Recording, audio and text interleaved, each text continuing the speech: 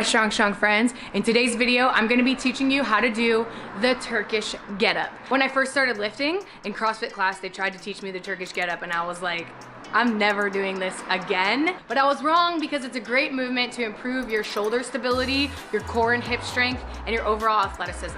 So today, don't worry, I'm gonna break everything down, break all the steps down in a step-by-step tutorial. I'm gonna give you tips on how to get better, how to improve, and then also I'm gonna give you drills so that you can start to piece all the steps together because it is kind of complicated. That's why I was like, I'm not doing this anymore.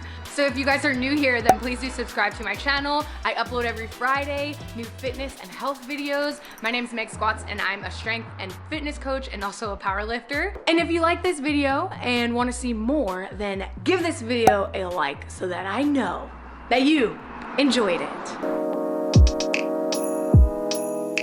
Okay, you guys, before we get started with the individual steps of the Turkish Getup, I do want to just remind you or inform you of benefits of a Turkish Getup and what it can do to help you in your training or help you in your sport. Overall, obviously, if you're doing these weighted, they can help you build strength, but more importantly, I think it can increase your overall stability, your awareness and proprioception. It can help your balance and coordination because we're used to isolating movements or working with simpler movements that even are kind of complex, like the squat, bench, or deadlift. Turkish Getup is different because it requires you to stay stable through many different planes of motion. So especially with shoulder stability, you have to keep your shoulder and your arms stable while moving through different planes of motion. You're finding that stability in an anterior, lateral, and overhead position. Also with hip and core strength, again, you have the freedom to move through a large range of motion without compromising your structure. If you're only squatting and deadlifting, you're only moving in one plane.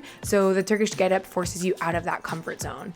Of course, you're building a skill with this movement. It is a skill that requires not only strength, but also poise. It requires you to slow down, think about how you move, and not just pushing through and kind of grinding through some movements, which even though squat and deadlift can be really hard and technical, sometimes you can just pull a bar off the ground. Turkish Getup requires some poise.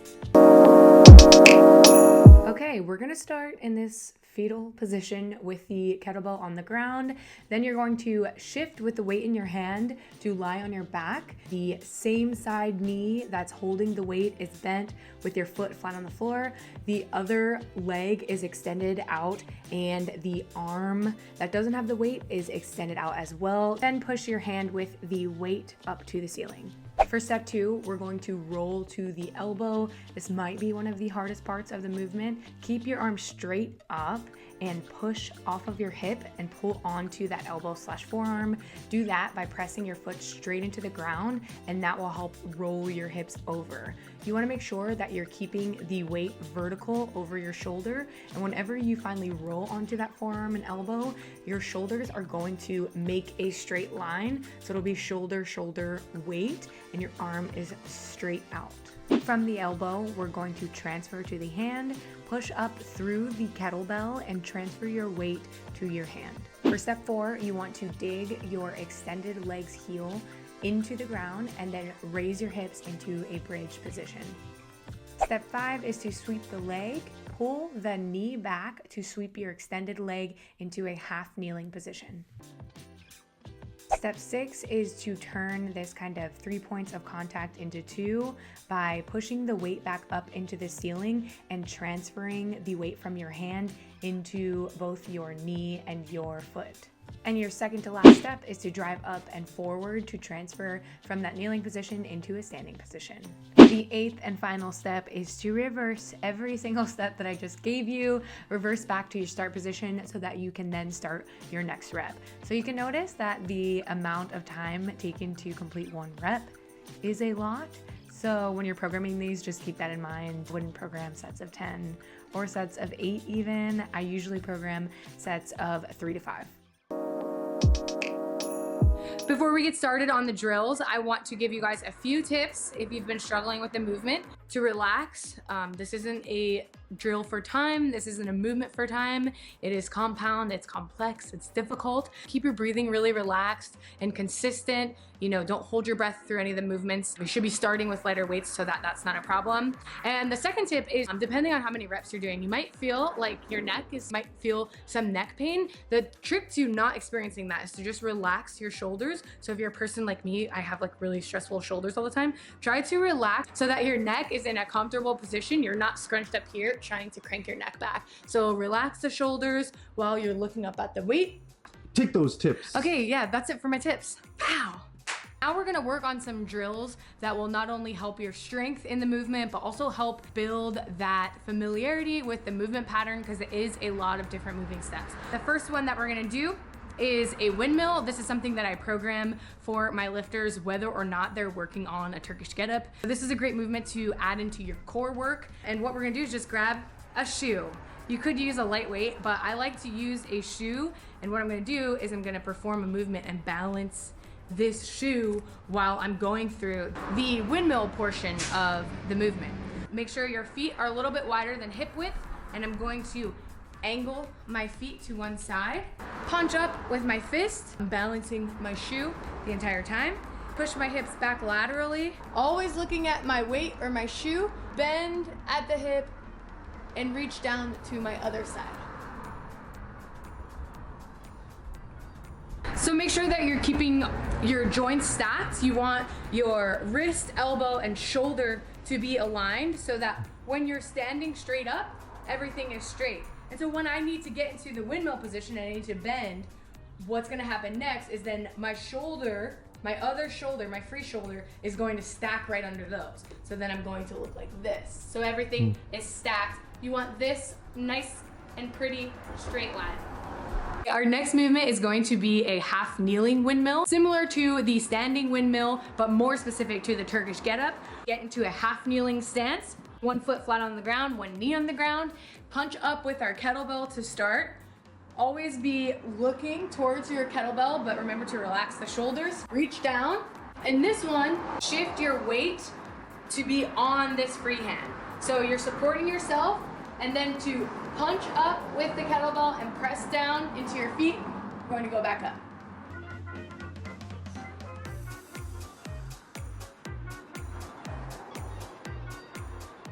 We're almost there.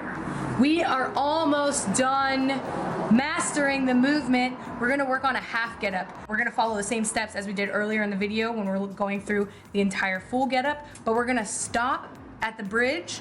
Once we push up for the bridge, then we're gonna reverse it. So you're not only working on the movements to get you there, you're also practicing just a portion of the reverse. A big part of the movement is getting back down. You can't just put your weight down and sit back down. You gotta go back, reverse it. Okay. We're gonna follow all of our steps. Start here, push up, transfer to the hand, bridge, skirt, and reverse.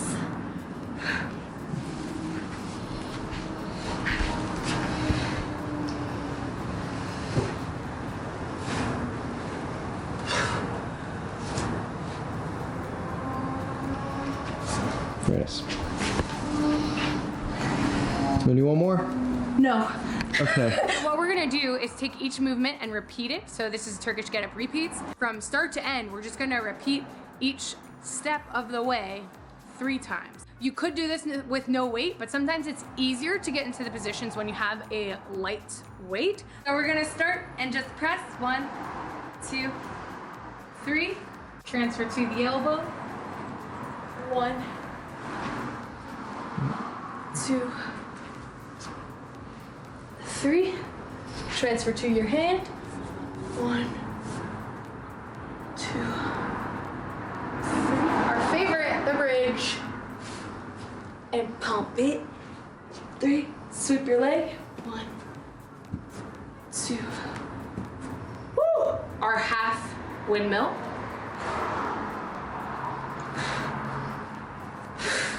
And all you gotta do now, Bring it home. stand, baby. Stand. Stand. Woo! Ooh, okay, those are the Turkish Getup repeats. That one will probably be the best to like drill in and try to remember everything. It's gonna take a while to get used to it. We had our lifters on Stronger by the Day work through this kind of sequence week after week, just adding one thing here, adding one thing there in their warm up or after their workout. So don't lose hope. It does take a while, but you will be a badass if you can do this in the gym. That I can promise. Okay, you guys, thank you so much for watching. Be sure to subscribe if you're not already. And if you enjoyed this video, then please do give the video a freaking like, man. If you're watching this and you're not currently on any sort of strength program and you've been interested in getting into one, I have one for you. And you can do movements like this and learn more. You're gonna love it. It's called Stronger by the Day. It's only $8 a month.